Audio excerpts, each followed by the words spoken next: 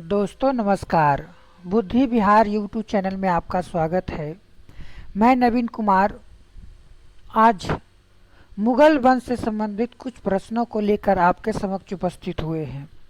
आज हम मुगल वंश से संबंधित प्रश्नों का डिस्कशन करेंगे।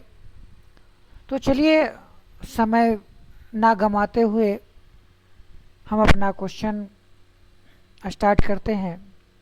सबसे पहला क्वेश्चन है, भारत में मुगल साम्राज्य की संस्थापक कौन था? भारत में मुगल साम्राज्य की संस्थापक कौन था? तो कहेंगे मुगल साम्राज्य के जो संस्थापक था वो था बाबर। बाबर ने 1526 ईस्वी में बाबर और इब्राहिम लोदी, जो लोदी वंश का अंतिम शासक हुआ, उसके साथ युद्ध हुआ था और उस युद्ध में बाबर जीता और बाबर ने 1526 ईस्वी में पानीपत की प्रथम लड़ाई के बाद भारत में मुगल वंश की स्थापना किया। मुगल वंश से पहले भारत में दिल्ली सल्तनत का शासन था, लेकिन बाबर जब इब्राहिम लोदी के साथ युद्ध करता है पानीपत की प्रथम लड़ाई में, तो बाबर जीत जाता है और मुगल वंश की स्थापना हो जाती है। तो बाबर मुगल वंश के संस्थापक कौन थे? तो बाबर। अगला क्वेश्चन है, बाबर ने सर्वप्रथम 1507 ईस्वी में पदशाह की उपाधि धारण किया था। पदशाह ही आगे चल करके बादशाह बन गया।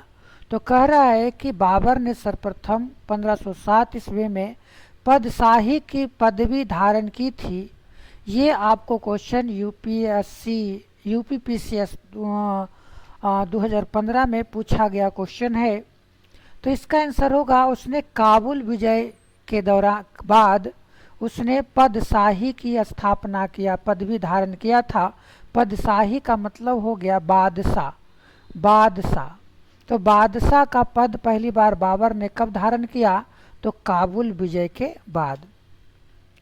अगला क्वेश्चन है, बाबर ने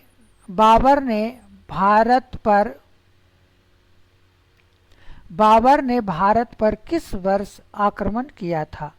तो बाबर ने 1526 ईस्वी में आक्रमण किया था और यह एक युद्ध लड़ा बाबर और इब्राहिम लोदी के बीच, जिसे पानीपत की प्रथम लड़ाई के नाम से जाना जाता है। चलिए अगला क्वेश्चन है, बाबर की इब्राहिम लोदी पर विजय का कारण क्या था? यानी बाबर जो पानीपत की प्रथम लड़ाई में बाबर जो इब्राहिम लोदी से जीता था, इसका कारण क्या था? तो इसका कारण था कि बाबर जो है, बाबर पहली बार इसने तोप का प्रयोग किया था। बाबर जो है इसका पहली बार तोप का प्रयोग किया था, बारूद का प्रयोग किया था और ये एक अच्छे तकनीक का प्रयोग किया था युद्ध लड़ने के लिए। कहा जाता है कि बाबर ने पहली बार तुलुगमा नीति का प्रयोग किया था। कई बार ये भी क्वेश्चन आता है कि बाबर ने भारत में पहली बार तुलुगमा नीति का प्रयोग किसने किया था? तो बाबर ने। तो इसने जो है कि भारत में पहली बार तोप लेकर आया था, बारूद लेकर आया था। इस कारण से इब्राहिम लोदी की विशाल सेना बाबर की छोटी सी सेना से हार जाता है। अगला क्वेश्चन है, निम्न नामों में से उसे चयनित कीजिए जो हुमायूं के भाइयों में से किसी का नाम नहीं था। यानी इनमें से कौन है जो हुमायूं के भाइयों का नाम नहीं है? तो कमरान, उस्मान जो है वो हुमायूं का भाई नहीं था। कमरान, अस्करी और हिंदाल, ये सभी जो है कि हुमायूं का भाई था, लेकिन उस्मान हुमायूं का भाई नहीं था। हुमायूं की एक बहन थी जिसका नाम था गुलबदन बेगम। क्या नाम था? गुलबदन बेगम। चलिए अगला क्वेश्चन है, निम्नलिखित में से कौन प्रथम मुगल सम्राट था जिसने बंगाल के विरुद्ध सैन्य अभियान का नेतृत्व किया था? कह रहा निम्नलिखित में से कौन सा प्रथम मुगल सम्राट था जिसने बंगाल के सैन्य अभियान का नेतृत्व किया था? तो यहाँ पर आपको क्वेश्चन देखना है। तो बंगाल में जो है हुमायूं बाबर का, मुगल वंश का सम्राट, बंगाल पर जो नेतृत्व किया था वो कौन किया था? हुमायूं ने, जो बाबर का बेटा था। अगला है, हुमायूं ने चुनार दुर्ग पर प्रथम बार आक्रमण कब किया था? चुनार का किला कहा जाता है, तो चुनार के किला पर पहली बार कब आक्रमण किया था? ये बीपीएससी 2008 में पूछा गया क्वेश्चन है। तो इसका आंसर हो जाएगा 1532 ईस्वी में। 1532 ईस्वी में हुमायूं ने चुनार के किला पर आक्रमण किया था। अगला क्वेश्चन है 8 नंबर, हुमायूं द्वारा दिल्ली सल्तनत के प्रभाव के उपरांत किस धातु का सिक्का सर्वप्रथम चलाया था? कह रहा है कि हुमायूं द्वारा दिल्ली सल्तनत के प्रभाव के उपरांत किस धातु का सर्वप्रथम सिक्का चलाया था? तो यहाँ पर कहेंगे पहली बार इसने स्वर्ण सिक्का चलाया था। बाबर जब पानीपत की प्रथम लड़ाई जीता था तो उसने इब्राहिम लोदी के जो साम्राज्य था उस क्षेत्र में उन्होंने सोने के सिक्का बंटवाया था, सोने और चांदी का सिक्का बंटवाया था। लेकिन हुमायूं ने पहली बार जो है स्वर्ण मुद्राएं चलाया था। अगला क्वेश्चन है, निम्नलिखित में से किन दो शासकों के मध्य 17 मई 1540 ईस्वी में कन्नौज के पास युद्ध हुआ था? कन्नौज या बिलग्राम के युद्ध के नाम से जहाँ एक युद्ध प्रसिद्ध हुआ जो शेर शाह सूरी और हुमायूं के बीच लड़ा गया था। ये लड़ा गया था 1540 ईस्वी में। कब लड़ा गया था? 1540 ईस्वी में, जिसे बिलग्राम या कन्नौज के युद्ध के नाम से जाना जाता है। और इस युद्ध में हुमायूं हार जाता है और 5 वर्षों तक ये प्रवासी जीवन व्यतीत करता है। और इस काल में दिल्ली की सत्ता पर आसीन होते हैं शेर शाह सूरी, जो बिहार के एक प्रमुख व्यक्ति था। अगला क्वेश्चन है, शेर शाह के समय निर्मित सराय निम्नलिखित में से किस काम में नहीं आती थी? अभी भी बहुत सारा सराय है, सो सराय, बहुत सारे सराय जो मुस्लिम के गढ़ माना जाता है। तो शेर शाह सूरी के समय निर्मित सराय निम्नलिखित में से किस काम में नहीं आता था? सराय क्या होता था? तो सड़कों के किनारे बैठने की जगह होता था जिसे सराय कहा जाता है। तो इसका आंसर हो जाएगा यात्रियों के लिए सराय जो है, तो यहाँ डाक चौकी के लिए, अधिकारियों के लिए, शस्त्रागार के लिए, ये यात्रियों के लिए ये सेवा नहीं होता था, बल्कि डाक सेवा के लिए वहाँ डाक रखी जाती थी, अधिकारी वहाँ पर बैठते थे, शस्त्रागार होता था, ये सारे चीज़ें होती थी। अगला क्वेश्चन है कि बिहार राज्य के सासाराम शहर में निम्नलिखित किस प्राचीन सम्राट का मकबरा बनाया गया है? आपको पता होनी चाहिए कि जो शेर शाह सूरी था, उस शेर शाह सूरी जो है वो सासाराम का था और वहीं पर उसकी देहांत हो गई, मृत्यु हो गई, और जहाँ पर उसे दफना दिया गया था। कौन हो जाएंगे? शेर शाह सूरी। अगला क्वेश्चन है 12 नंबर, निम्नलिखित में से किस पूर्वी बंगाल से लेकर पेशावर तक सड़क ए आजम कहलाई जाने वाली सड़क बनाई थी? तो यहाँ पर देखना है कि शेर शाह सूरी जिसे बनाया था ये सड़क, जिसे आज हम ग्रैंड ट्रंक रोड के नाम से जाना जाता है। आज ये जो है सड़क अमृतसर से कोलकाता को जोड़ती है और इसमें 2 नेशनल हाईवे है, NH1 और NH2। NH1 और NH2 को मिलाकर ग्रैंड ट्रंक रोड कहा जाता है, GT रोड कहा जाता है, जिसका निर्माण शेर शाह सूरी के द्वारा किया गया था। अगला क्वेश्चन है, निम्नलिखित में से किस स्थान पर अकबर को हुमायूं की मृत्यु की सूचना मिलने पर राजगद्दी पर बैठाया गया था। कह रहा है कि अकबर को हुमायूं की मृत्यु की सूचना मिली थी। कहेंगे कि जब अकबर कालानौर में था, अकबर जब कालानौर में था उस समय से सूचना मिली कि हुमायूं की मृत्यु हो गई है।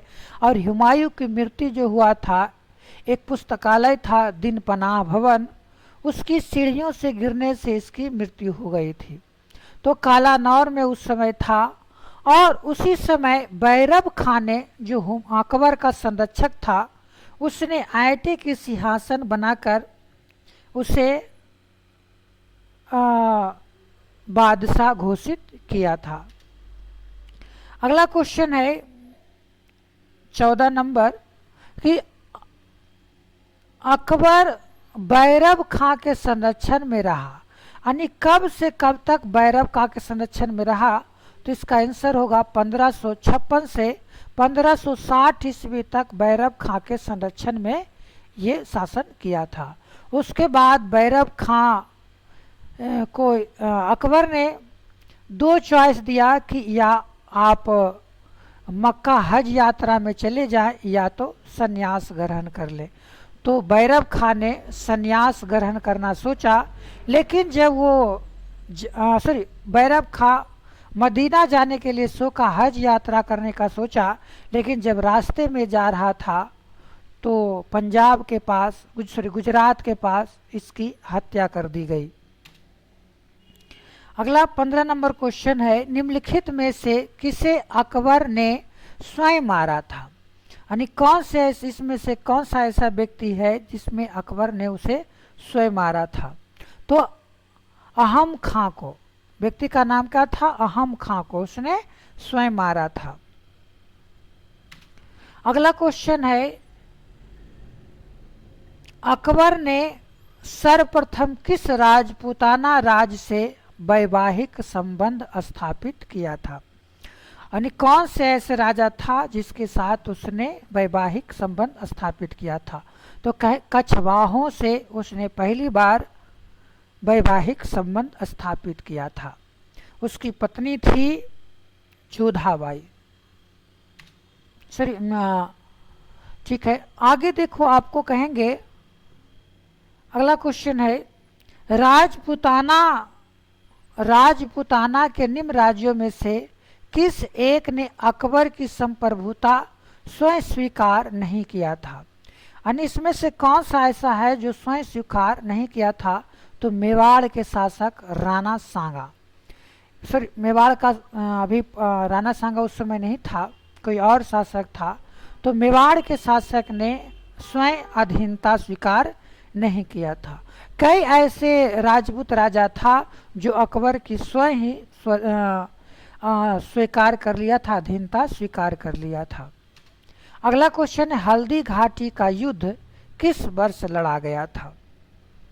हल्दी घाटी का युद्ध जो हुआ था, हल्दी घाटी का युद्ध 1576 ईस्वी में हुआ था। हालांकि ये युद्ध जो हुआ था वो हेमू और अकबर की सेना के बीच हुआ था, हेमू और अकबर सेना के बीच हुआ था। अगला है, हल्दी घाटी के युद्ध महाराणा प्रताप की सेना के सेनापति कौन था, यानी जब हल्दी घाटी का युद्ध हुआ था, हल्दी घाटी का युद्ध हुआ था महाराणा प्रताप और अकबर के बीच, तो महाराणा प्रताप का सेनापति कौन था। तो कहेंगे इसका सेनापति था हकीम खान। हकीम खान, आपको पता होगा कि अकबर की सेनापति उस समय हिंदू था और महाराणा प्रताप की सेनापति मुस्लिम था, हकीम खान था। चलिए आगे, अकबर के शासनकाल में दक्कन में निम्न अकबर के शासनकाल में दक्कन में निम्न पद्धतियों में से कौन सा भू राजस्व वसूली की प्रचलित आधार था। कहने का मतलब कि आपको भूमि से जो टैक्स लेने की जो व्यवस्था थी वो कैसी व्यवस्था थी, तो यहाँ पर कहेंगे कि इस पर आपको एक जब्ती प्रणाली अपनाई गई थी। कैसी प्रणाली? जब्ती प्रणाली। तो इस समय जो है टैक्स लेने की पद्धति कैसी थी? जब्ती प्रणाली थी। अगला है, मध्यकालीन भारत में मनसबदारी व्यवस्था क्यों लागू की गई थी? कह रहा है मध्यकालीन भारत में मनसबदारी व्यवस्था क्यों लागू की गई थी? तो यहाँ पर इसका आंसर बी नंबर हो जाएगा। सैनिकों की सुगमता से भर्ती हेतु ये लागू किया गया था। सैनिकों की सुगमता हेतु ये लागू किया गया था। मनसब का मतलब हो गया कि सैनिकों को नगद वेतन ना देकर उससे मनसब के रूप में किसी गांव या किसी क्षेत्र का टैक्स वसूलने का अधिकार दे दिया जाता था। अगला, अकबर ने 10 साला प्रथा की शुरुआत की। 10 साला प्रथा का मतलब होता है कि अकबर ने ये 10 साला प्रथा की शुरुआत किया था, और 10 साला प्रथा की शुरुआत जो हुआ था वो 1580 ईस्वी में हुआ था। इसमें कहा गया कि 10 वर्षों को के उपज को देखकर, औसत उपज को देखकर किसानों से टैक्स लिया जाएगा। अगला, अकबर ने दीन ए इलाही किस वर्ष आरंभ किया था? एक धर्म था, अकबर ने शुरू किया दीन ए इलाही। अकबर ने एक दीन ए इलाही नामक धर्म की शुरुआत किया था। तो वो कब लागू किया गया था? तो कहेंगे 1582 ईस्वी में। इस दीन ए इलाही का हिंदू एकमात्र अनुयायी था बीरबल। बीरबल जो था एकमात्र ऐसा हिंदू था जो इसके अनुयायी था। अगला क्वेश्चन है,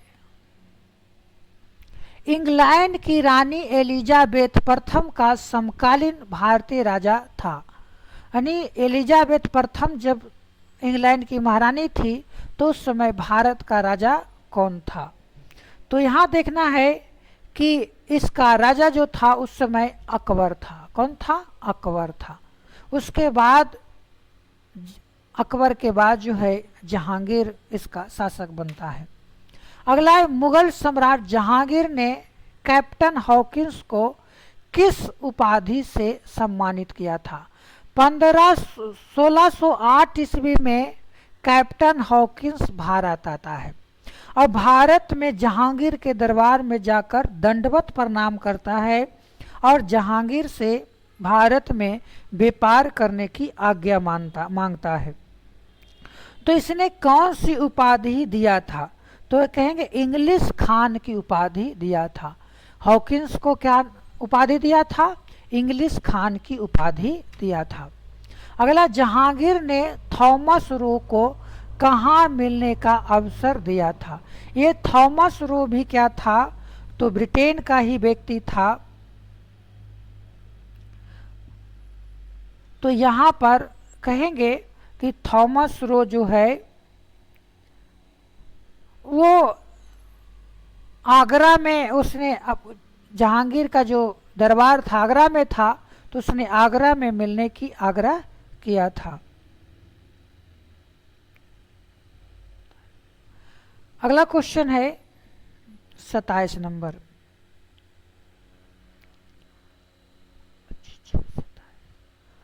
कह रहा है कि जहांगीर ने थॉमस रो को, ये तो हो गया। अगला है, एक डच पर्यटक जिसने जहांगीर के शासनकाल का मूल्यवान वितरण दिया था वह था, यानी कौन सा डच व्यक्ति था? तो यहाँ पर कहेंगे ये फ्रांसिस्को पेलर्स था, जिसने जो है कि आपको मूल्यवान विवरण दिया था। अगला क्वेश्चन है 28 नंबर। जहांगीर की निम्नलिखित पत्नियों में से किसने आत्महत्या की थी? यानी जहांगीर की कई पत्नी थी, तो कौन सी पत्नी जो थी उसने आत्महत्या की थी? तो यहाँ पर आंसर होगा बी, आपको शाह बेगम ने, मानाबाई जो सो कहा जाता है। चल अगला, जहांगीर ने निम्न में से किस दुर्ग पर में शरण लिया था? जहांगीर ने निम्न में से किस दुर्ग पर शरण लिया था? तो यहाँ पर कहेंगे ओरछा एक दुर्ग था जहाँ पर इसने शरण लिया था। अगला क्वेश्चन है, लास्ट क्वेश्चन है कि किस मुगल सम्राट ने मनसबदारी व्यवस्था में द्वाअस्पा और सिंहस्पा पद्धति अपनाई थी? दो अस्पा और सिंहस्पा पद्धति किसने अपनाई थी? तो यहाँ पर हो जाएगा जहांगीर। किसने अपनाई थी? तो जहांगीर। चलिए दोस्तों, इस प्रकार से हमने मुगल वंश से संबंधित 30 प्रश्नों का हमने डिस्कशन किए। इसी प्रकार से हम मुगल वंश के पार्ट 2 भी लाएंगे और मुगल वंश से जितने भी क्वेश्चन आपके एग्जाम में पूछे जाते हैं उन सभी क्वेश्चनों को हम बारी बारी से डिस्कशन करने का प्रयास करेंगे।